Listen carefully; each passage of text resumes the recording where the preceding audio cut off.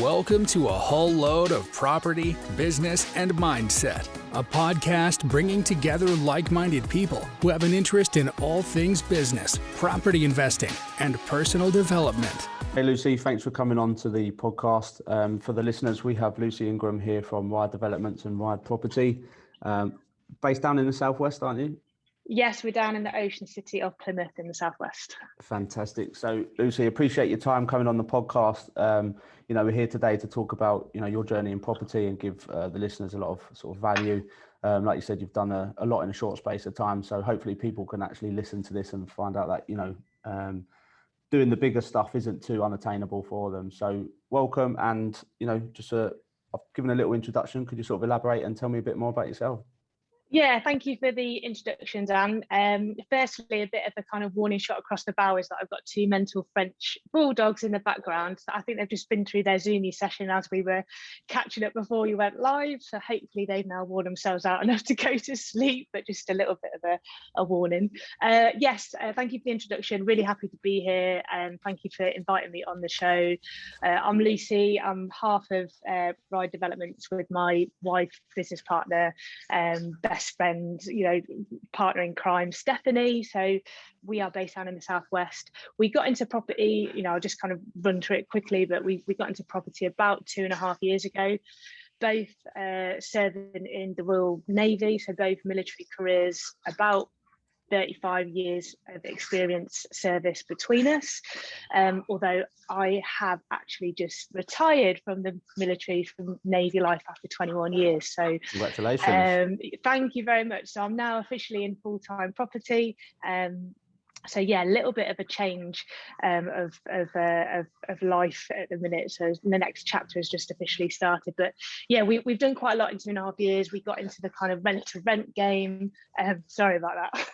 They're having a little wrestle. That's fine. I'll just try and move that out of the way. But yeah, we got into rent to rent. We kind of expanded our rent to rent business fairly quickly. We went from about 0 to 40 units in 6 months during the pandemic, which was a massive learning curve for us, which was a massive whirlwind, as you can imagine.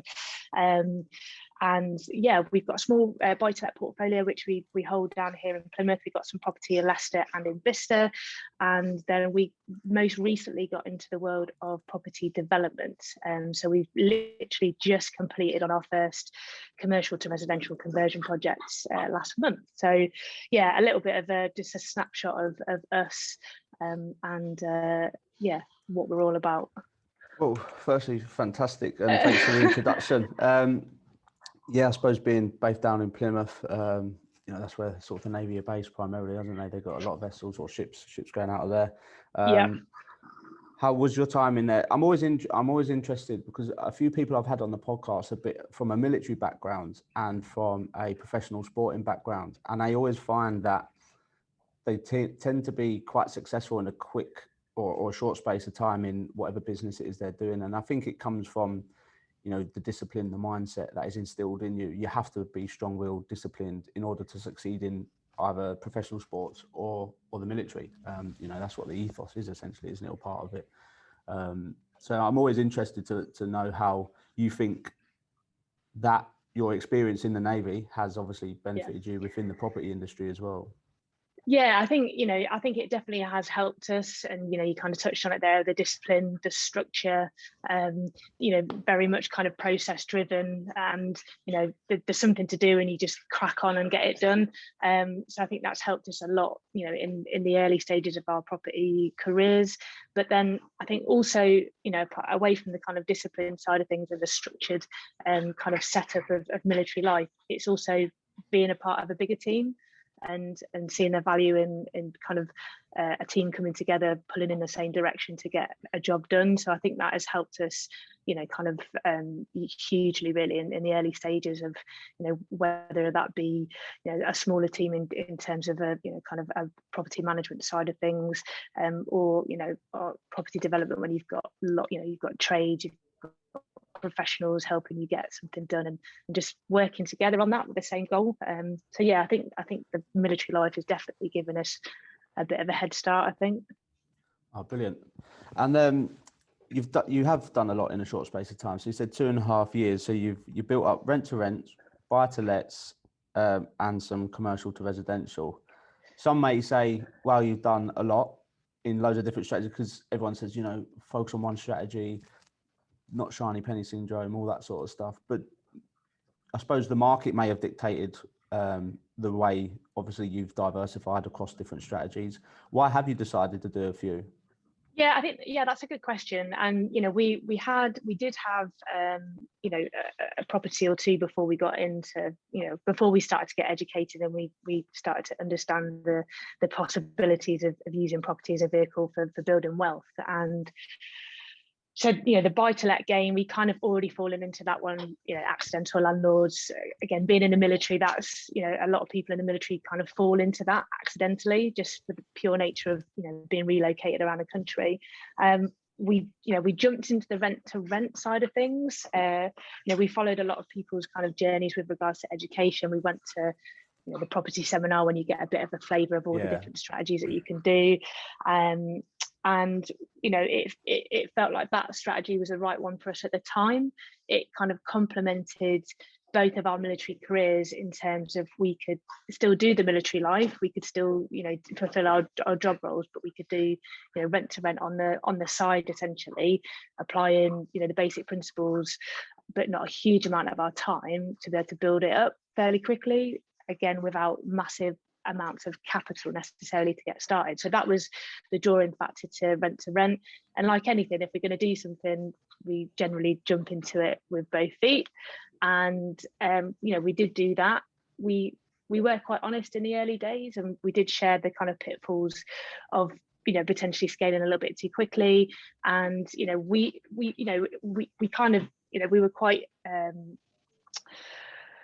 you know, kind of open to the fact that we did go a little bit too quick, and, you know, we didn't necessarily learn all the right lessons in the earlier stages, because we never really had chance to reflect on those mistakes that we've made. So we did end up becoming kind of busy fools, even though we created the systems, and, you know, we did try to get kind of property managers to come and help us to be able to scale. But for whatever reason, it kind of came to the point where actually it didn't really kind of complement the lifestyle that we wanted going forward, and it didn't really kind of tick the boxes that we wanted to. What it did do is it gave us a massive platform. It gave us huge learnings over quite a short period of time, and it gave us a flavour of lots of different elements of property. So it was kind of our stepping stone, really. We did get to the point where we had like 40 plus units. We were busy fools. We had military careers at the same time, but we did manage to replace my income, you know, which was one of the first goals that we had, to be able to allow us to, you know, leave the military, essentially, for myself to leave and go on and do other things.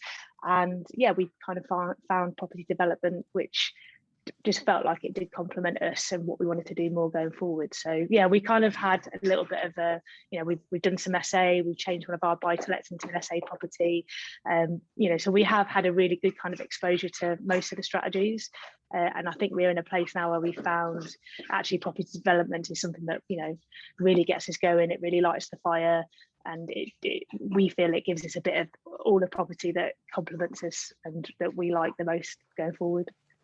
Yeah, brilliant. It's quite, I just want to sort of flip back to the rent-to-rent side of things. So was it primarily HMOs or rent to SA that you did? It was HMOs, Yeah, it was primarily HMO, and we did do some rent-to-rent SA as well, but it was mostly HMO.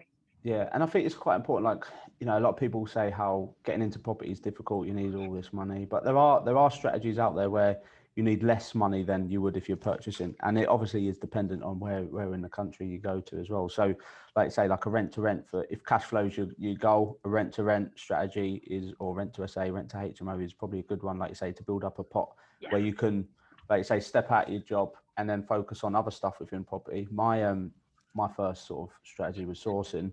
That's like a second job anyway. I wish I probably just started with rent to rent, to be honest, to build up the cash flow, because it's not cash flow in sourcing. It's you know, it's transactional. So, but yeah, it's interesting that you've gone from that to the developments.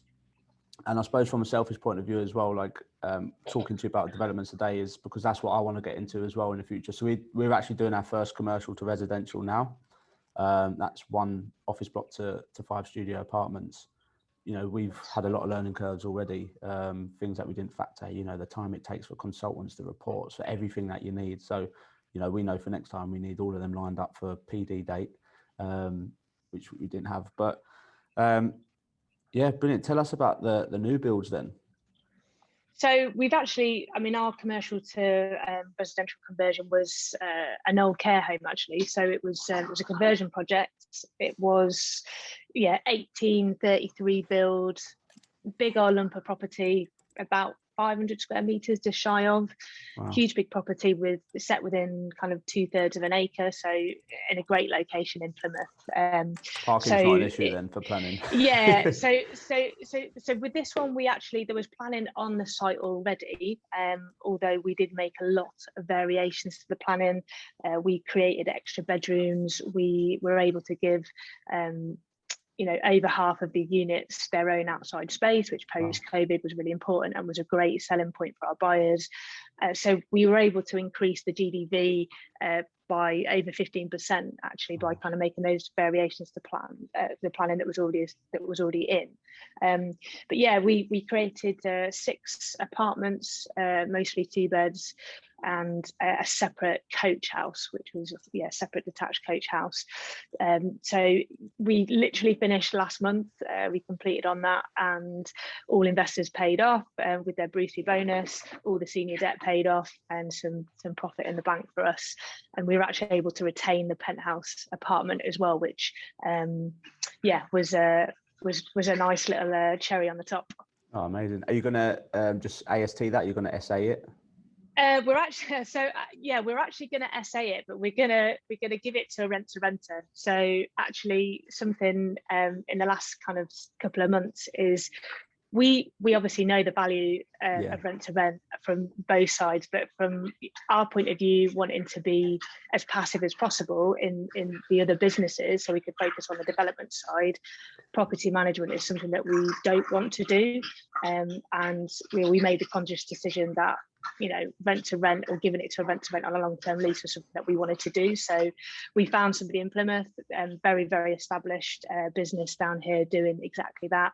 So it was a no-brainer really to offload. We've done it with one of our other buy-to-let SA projects that we passed across, and it's working really, really well. Yeah, we've done that on one of our buy-to-lets. So I knew somebody who does SA in the area, rent to SA, 3 years, higher market rent. There you go, 3 years off your trot, you manage it. But kicking myself now because I do a lot of actually rent to SA I do company lets through my letting company. So I wish that we'd set it up and then we'd SA it myself. But we'd use an SA management company that we have a relationship with already. So you live and you learn, don't you? But yeah, exactly. You just got to find what works for you, haven't you? And again, it's kind of creating those relationships, and the guys that we've got kind of now looking after our properties on a rent to rent basis, we're hoping that that's going to be kind of long-term relationship. When we find sites we develop out, if we retain one of those, then it's an easy kind of transaction now, and we know going forward that our properties will be looked after, kept to kind of showroom standard, looked after properly, and it's a really good cash flow for us, because obviously you're generating such a better cash flow from an SA property than a standard buy to let, as long as it ticks all the boxes. So definitely. But in this way we are actually hands off and passive, which was important for us going forward. Yeah. And are you able to share just some ballpark figures of purchase, refurb and GDV? On the conversion project? On the conversion, yeah. Yeah, well, we're still kind of going through the finalisation of the numbers at the minute, because we've actually got the last completion happening next week now. We've exchanged on the last unit that's being completed next week. We had completed on 5 of the units on the 1st of June, which that was kind of the point where everyone was paid off, and it was like, okay, we can breathe a sigh of relief now. Everyone's got their money back, everyone's happy. And then we've got the last unit that's kind of been a bit sticky with the mortgage, because she's been getting a kind of lifetime mortgage, so it's been a bit sticky. They've got the new lifetime where you can borrow like 8 times or 8.5 times as much, isn't it? it's from a conveyancing point of view, you know, all the rest of the units we're in, they've been in for 6 weeks now. We kind of, that one was just a little bit sticky, which is a bit frustrating, but it's it exchanged last week, so we're just waiting for that to complete next week now, which is great news. And yeah, like I said, we've kept the 7th unit, which we're actually in our kind of business structure. We have lent the money from our development company for deposit over to our investment company via the group structure. So the investment company is purchasing the penthouse that we're keeping, and then obviously the proceeds of the sale will go back into the development company. So yeah, there's a few kind of complexities with regards to the numbers, but yeah, I mean, approximately 475 was the purchase price of the site. The GDV initially was 1.2, and we pushed the GDV to over 1.4, which was amazing. And our build cost, we're still kind of finalising the final numbers on that, and still going through snagging processes, but we are around kind of circa 500, but give or take, on that one. Fantastic.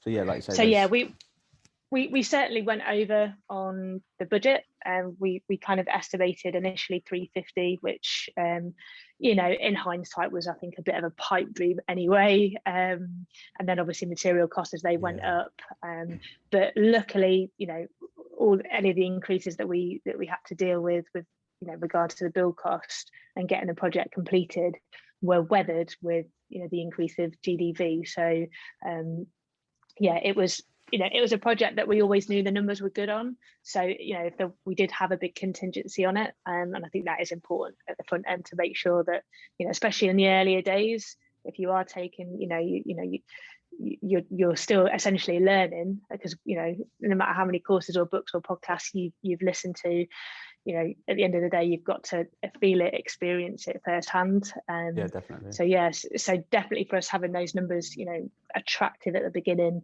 gave us that little bit more kind of confidence and leeway. But yeah, they're, in a nutshell, they're the numbers. Oh, fantastic. No, it's good to share that. And it's always interesting. Like, I'm worried now because of material prices, obviously how much they've shot. When we did the due diligence, or, you know, the analysis on this commercial, this was before Christmas. So you know, they've obviously gone up a bit since then. So we'll have to. But luckily, house prices are still, you know, they're still really high. So yeah, it's kind of. And then I guess if there's any other ways that you can increase GDV with the space that you've got. Yeah. To be fair, like, obviously, if a bit more is left in, we were originally AST in them, but now we're Airbnb or SA in 2 of them. So obviously, it's going to increase the cash flow anyway. Yeah. So still the ROI is going to probably remain the same or be more, but we just leave more money in. But we've got a flip on the go at the minute. We tend to use our profit from the flips to pay down any money sort of left in as well. So brilliant. Yeah, so yeah, thanks for sharing the numbers on that. It's always interesting, but like, I just want to go back to the point as well. You know, like I say, for people listening out there, they might think, well, you raised all this money. How does someone who, you know, has, and I'm not saying little experience in property, obviously you've got a lot, but you started out for a few buy to lets in a short space of time. How do you raise investor funds? What's your sort of tips for the newbies? That is a great question again. And, you know, with this particular project, we certainly there was a mixture of our own skin in the game. So we certainly had our own skin in this particular project. Then we mixed that up with commercial finance and then private investor funds to top up where we needed to top up.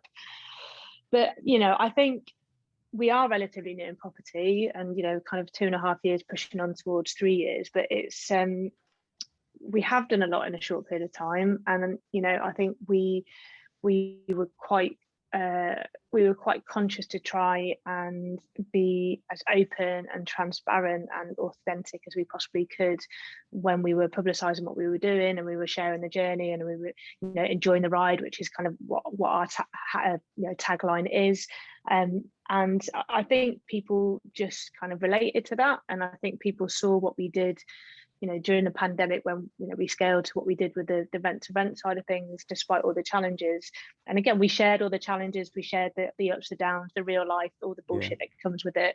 And, you know, I think people kind of, people related to that and saw that kind of like realness. And I guess when you're investing funds, you know, obviously you want to see on paper that the deal stacks, in black and white, you want to see what the numbers are, but then it's almost kind of that know, like and trust of the person that you're going to be going into business with, and whether they're going to deliver what they say they're going to deliver or not. And I hope, thankfully we did have some private investors on that particular project a year ago that wanted to put their trust in us, and we've demonstrated that we were able to achieve that despite some really big challenges. And now fast forward a year after the experiences that we've just had, then we look forward to working with other people on future projects. Fantastic. And it's quite an important point you touched on, obviously, like, know and trust, but being real. I think being real is quite important. There's a lot of shit really on Facebook, isn't there? Everyone's standing in front of their Lamborghinis and all that sort of stuff. When, you see it all the time. You look at them, you think, that's just all fake. It's all fake for some image, and people like that get caught out because, like you say, you've experienced challenges, and it's when them challenges crop up that you have to be resilient and pull through them. But if you're not real and you've not got any experience, or you're not doing them sort of things, then that's when you're probably going to come unstuck, aren't you? Yeah, and that's the thing. You're sharing the challenges with people, and you're being honest, and people can relate to that. But when you're going through that period of challenge, that is the only time that you're really truly growing, as entrepreneurs, as property professionals, and as a team. And certainly for Steph and I, the last year was kind of absolutely full of challenges, full of real life. Oh God, yeah, because when people are trusting you and they're investing their money in you, that's that's more important than any of your own money that's in there. And there is that real life pressure, and when you're looking at bigger numbers, then obviously that the pressure is bigger. But thankfully, any challenges that we had, that we were able to just apply the mindset and the determination and the grit and resilience to kind of get through it. And failure is never really an option. Hopefully people saw that on that particular project, and we pulled it out of the bag, which was a great kind of sense of self-achievement, really. Brilliant. And do you have any videography or any sort of progress photos, videos for that development? Is there anything on YouTube where people can jump on and have a look? Yeah, we've got kind of the social profiles, so anyone can kind of get me on Facebook. I've got my personal page and my account where I share pretty much everything. We've got our website, our development website, which we did things like location films. We did all the CGIs. We invested we did invest quite heavily, relatively, in that marketing side of things, because not only did we want to do it as for that individual project, but we wanted to set our stall out for our new development company, and that we meant business, and we were taking it seriously. So but on the flip side, we managed to sell all of our units off plan before Christmas. So in terms of the development journey, knowing that all the units were sold, 2/3 of the way into the project, making the back end so much easier in terms of kind of getting your money back out. It paid dividends to do that. So we've got loads of videos, we've got location films, CGIs. I've just actually finished with the photographer this week, taking all the final pictures of the site, which I'll be sharing on Instagram, Facebook, and I probably need to start getting things back on YouTube. I think you've given me a kick up the bum to get my YouTube channel back up and running, because I've been a little bit quiet on the social, admittedly. The last kind of couple of months where it's just been at the spicy end of the development, shall we say. So it was I've been a little bit quiet, but I'm going to resolve that in the next couple of weeks. Yeah, brilliant. Well, I'll share all the information and people will be able to see that anyway. But like you say, going quiet on socials, it's hard. Unless you have someone doing it for you all the time, it's difficult, because by the time you end up doing all of, like you say, the juicy, spicy stuff, by the time it comes around to actually having the time to go on social media, it might be late in the evening. You think, I can't be bothered now. I just want to sort of. So it does fall by the wayside. I'm trying to build a bit of a presence across different platforms. I wish someone had a camera and followed me around. To be honest, it'd be a lot easier. But not at that stage yet. social is such a massive part of it, isn't it? And just kind of, the whole cliche of telling everybody what you do, and unless you're getting stuff out there, no one's going to know what you're doing. And we have had peaks and troughs of being really, really good on the social, and building up quite a decent audience. I'd say we've got a Facebook page, we've got a Facebook group that's got 1,000 people in it, but wow. Admittedly I've been quite quiet on that recently, which is going to change. But yeah, it's it's difficult to kind of keep that consistency with the social media side of things, especially if you are going through challenges and your energy and your focus is geared towards one thing. It's difficult to try to make time. But I think as long as you try and preempt stuff and plan it, and that's the ticket, isn't it? If you can pre-plan your social media content, utilize things like your later apps and your Hootsuite, and get your diaries, and we'll use your Trello boards, and kind of plan out what you're going to do, and that being certainly organised, helps. isn't it? Yeah, being organised and planning. Yeah, I'll be honest, that's one thing that I probably lack, is being really organised. That's not my forte. The organisation side. I'm sure it is. If you've got multiple businesses, you must be pretty good at it. I must be doing so right. It's either that or I just I'm graceful above the water, my legs are flapping everywhere underneath. That's what it is. Like you say, a busy I can relate to that. Yeah, it's always the way. But in terms of doing the developments, so you've done the commercial to residential, investors paid back, everyone's happy. What's next for Ride Developments, Ride Property? So we have definitely been in a period of kind of reflection and kind of just cementing the last year, and making sure that all the lessons learned have been pulled properly from that and documented. So we're in the process of recording that the last year and doing it properly, and getting a couple of articles that we're writing at the minute, and again trying to think ahead for getting some content out there and making sure that we can just share those learns as much as possible with people.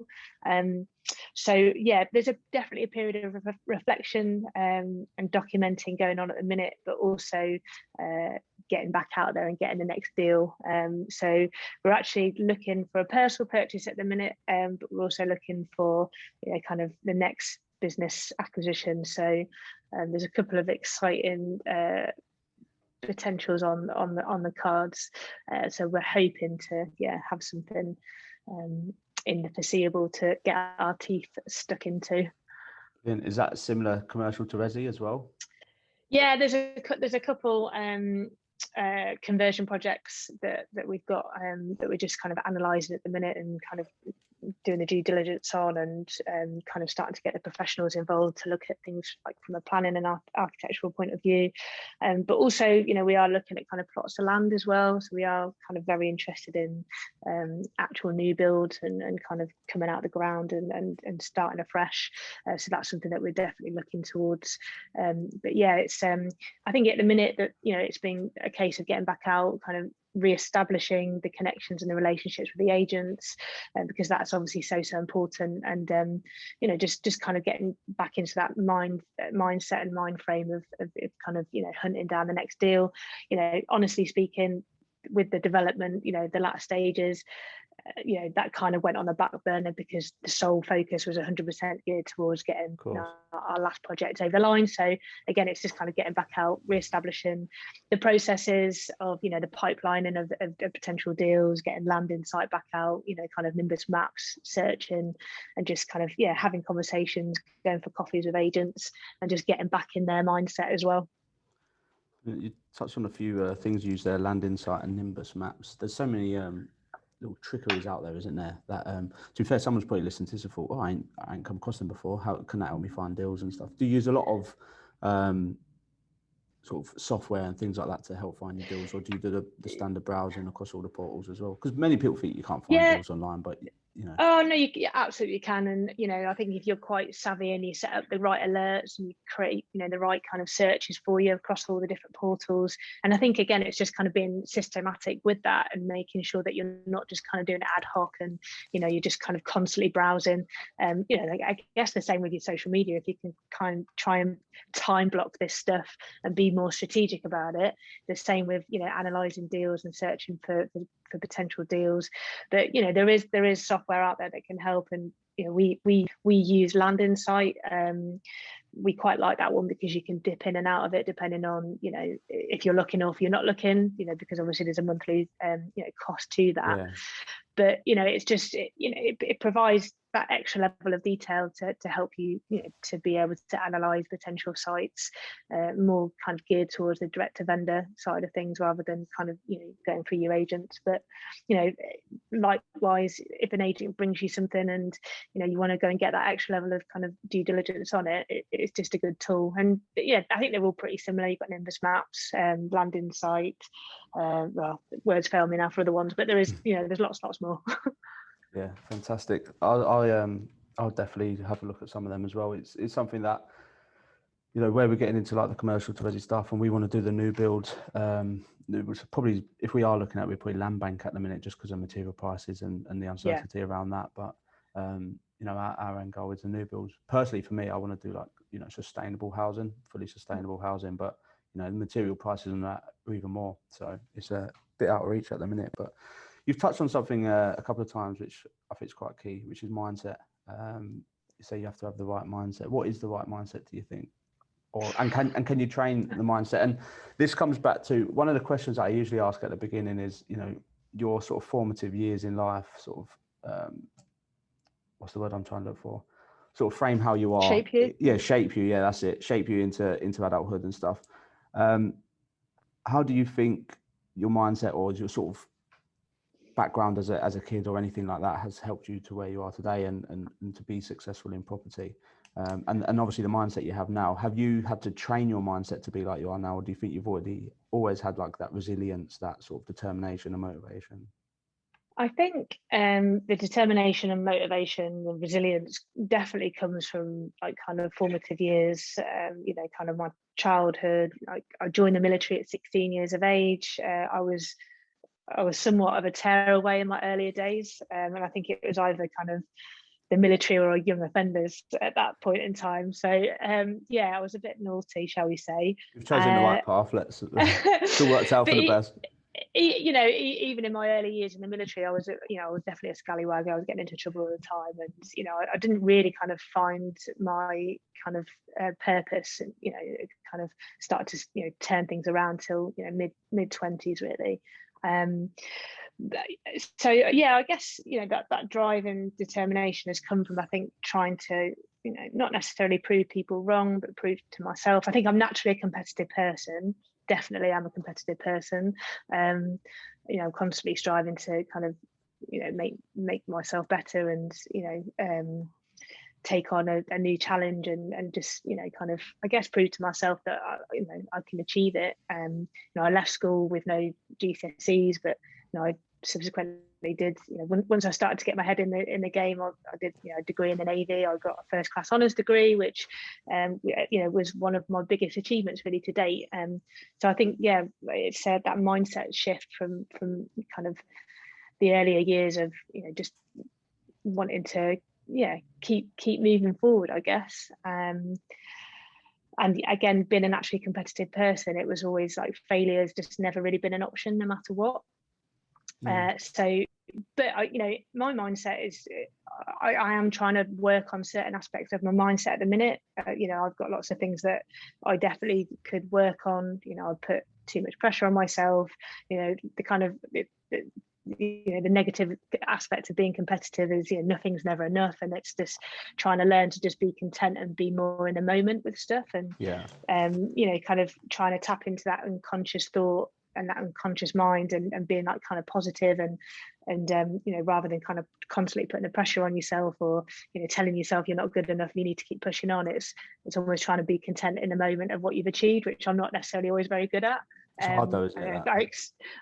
Really hard, yeah. It really is, but I am a big part of this year of me kind of leaving the services and moving into property full time was to try and focus on me a little bit and my own personal self-development and kind of read more books on mindset and positive thinking, because that is definitely an area that I want to work on, just not because it reflects on my performance, like from a tactical point of view, but from my kind of sustainability of mind point of view going forward.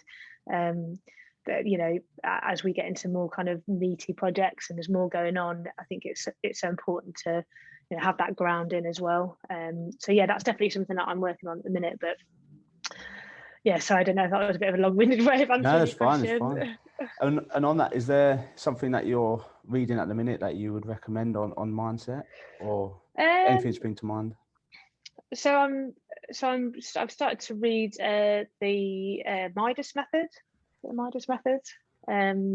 which is, you know, it's essentially just all about mindset, you know, about kind of positively reinforcing that you can do things, and just kind of, you know, that again, that kind of subconscious thought of telling yourself, you know, kind of affirming, you know, the affirmation side of things, of telling yourself that you know what, you know, nothing is unachievable, and essentially kind of you know, getting it, because you know, you're telling yourself constantly that anything is achievable and there's no barriers, there's no limits. I've only just started reading that one though, so okay, I'll have a look at that one as well. It sort of like falls in with the whether you think you can or you can't, you're right, isn't it? It's, exactly, you know, I think we've got that on my wall there. Oh really? Is that made the wall, has it? That's made the Henry Ford, Henry that made Ford, the wall. that's it, yeah. Fantastic. So sort of coming to the end then, and you know, there's been lots of value and great content, so I appreciate your time on that. One thing that I'm looking to do now, and loads of people do on other podcasts, is ask my current person on the podcast, or yourself, a question that you pose for the next guest. So it could be, you know, like, you know, what's the biggest challenge you face, or anything around mindset. Would you, I know I've just sprung this on you because it's me, or is there any sort of questions that you have for the next guest that they can answer on the next podcast? Any questions for you to ask them? Yeah. I think it's always good to the top tips of, you know, kind of what you know, if they had their time again, you know, would they do anything differently, you know, what their top tips would be, you know, kind of establishing themselves in business. But yeah, I think maybe if they had their time again, you know, would they do anything differently? And good question. I suppose it's a good question. Like, it falls in with what you're doing now on your reflection, isn't it? You're taking all the learning and you're able to look back and reflect on that. So I guess it's always important to be able to do that, and then obviously put them learnings into practice in the next project, or the next business deal, or the next well, anything that they decide to do. Yeah, and I think, you know, something that I always say to people, you know, because I get quite a lot of people reaching out to me that are kind of literally just starting out, and you know, I get a lot of military people kind of thinking about leaving, you know, kind of jumping into the next chapter of you know, what to do and where to start. And I think the cliche of, again, get educated and definitely do that, but I think, you know, you still have to have the courage to accept the unknown and do something anyway. And that's something that we, you know, say a lot is, you know, you feel the fear, but you choose to do it anyway. And that fear is always going to be there. There's always going to be an element of the unknown there, but it's, you know, it's having courage in yourself and the people around you, you know, just to take the leap of faith, because, you know, that's, you know, whether you fail or whether you win, it's, you know, that's the growth, you know, kind of just taking that step, and just take massive action, no matter what it is. If, you know, if it's rent to rent that you're getting into, if it's developments, if it's buy to lets, if, you know, if it's a podcast, if whatever it is, it's just do it and just take massive action. And because a lot of people, I think, jump into the training space and they do all the courses, and then they don't, you know, they don't ever act on it. 100%. I think that's key. Like you say, the taking the action. And there's a lot of people out there who, like you say, go on training courses. Oh, you know, I haven't made any money from it. It's because, have you done anything? Have you been to an agent? Have you been on the viewings? Have you put offers in? Like, you can't expect it to come if because you paid X amount of £1,000 on training courses.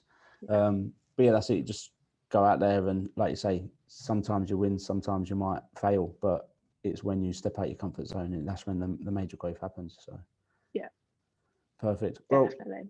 Lucy, it's been an absolute pleasure to have you on the podcast.